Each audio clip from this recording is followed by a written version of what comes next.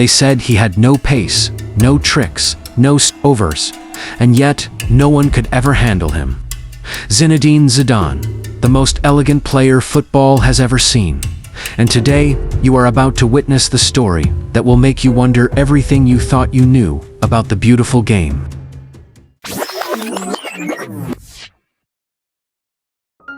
Born in Marseille to Algerian immigrants, Zidane was just another boy on the tough streets of La Castellina.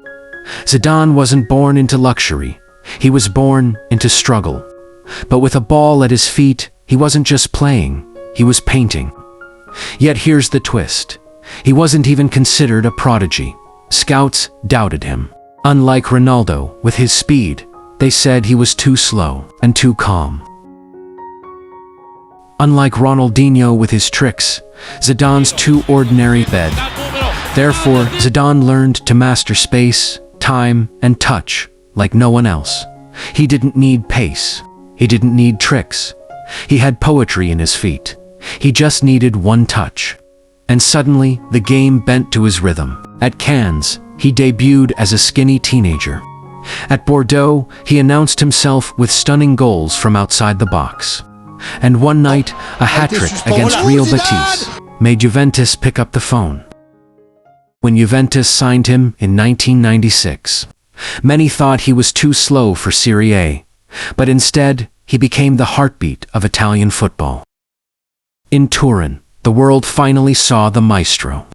With Del Piero beside him, Zidane conquered Serie A, back-to-back titles, and led Juve to the Champions League final twice. But here's the irony. He lost both, but his elegance, his calm under pressure, made the world notice. But, do you realize, even when Zidane lost, he still looked like the best player on the pitch. Paris, 1998. France at home. The world wasn't ready. Brazil had Ronaldo, the unstoppable phenomenon. But France had Zidane, the conductor. Zidane wasn't the top scorer. He wasn't the fastest. But in the final, against the mighty Brazil, he became immortal. He didn't score with flair. He didn't need dribbles. Just 2 headers from corners. 2 moments that gave France their first ever World Cup. France 3, Brazil 0. Zidane walked off the pitch not just as a winner, but as a king. 2 years later, Euro 2000. Many call it the most beautiful tournament ever played. Zidane was untouchable. A free kick here. A golden penalty there. France won back-to-back world titles. Zidane wasn't just the best player in the world. He was football's poet laureate. But just when the world crowned him, the downfall began. In 2001, for a then world record fee, €77.5 million, Zidane joined Real Madrid. He became a Galactico. People asked, would Elegance survive under the weight of money and stardom? The answer came in Glasgow. Champions League Final 2002. The ball floated. Zidane twisted his body, and with his weaker foot, he painted a goal that no human should be able to score. That volley wasn't just a goal. It was art, frozen in time. No one has matched Zidane's elegance. Not Messi, not Cristiano, not even Ronaldinho. 2006. Zidane's last dance. He was 34, supposed to be finished. But against Spain, Brazil, Portugal, Zidane was a time traveler.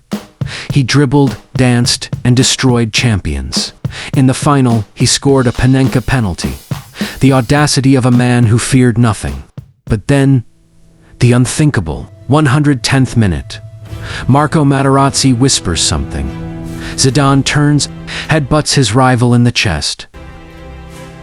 Red card, the world froze. His final act wasn't a goal or a trophy lift. It was rage. So was Zidane a genius or a villain? That depends on how you see beauty. Zidane retired that night. But here's the shocking fact.